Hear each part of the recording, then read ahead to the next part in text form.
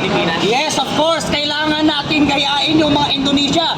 Kasi ang mga Indonesian, mga warriors people, habang ang mga Pilipino naman, mga keyboard warriors. Kaya wag na tayo magpakatapang sa comment section.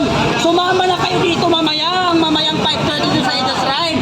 Gayahin natin ang Indonesia. Ang Indonesia, pinabagsak nila ang gobyernong mga korupsyon. Pabagsakin na rin natin ang gobyerno dito sa ating mga korupsyon. Isang presidente ng dumaan. Ang Pilipinas, palit tayo ng palit ng presidente. Pahirap ng pahirap ang mga Pilipino. Sino pa ba ang hihintay nating presidente na maupo? Sino pa ba ang namumuno sa atin na hindi korupsyon? Kaya labang maaga pa, lumabas na kayo dyan at gayahin natin ang Indonesia. Pabagsakin natin ang gobyernong ito na puno ng korupsyon. Oo, mas maganda yan. Sunugin natin ang bahay ng mga congressman na yan. Gaya ng ginawa ng mga Indonesia.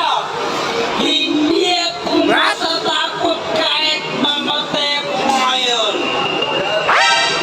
Hindi ako matatakot na mamatay. Hindi ko pagsisisihan na nagsasalita ako ng katotohanan laban sa mga politikong buhaya na yan.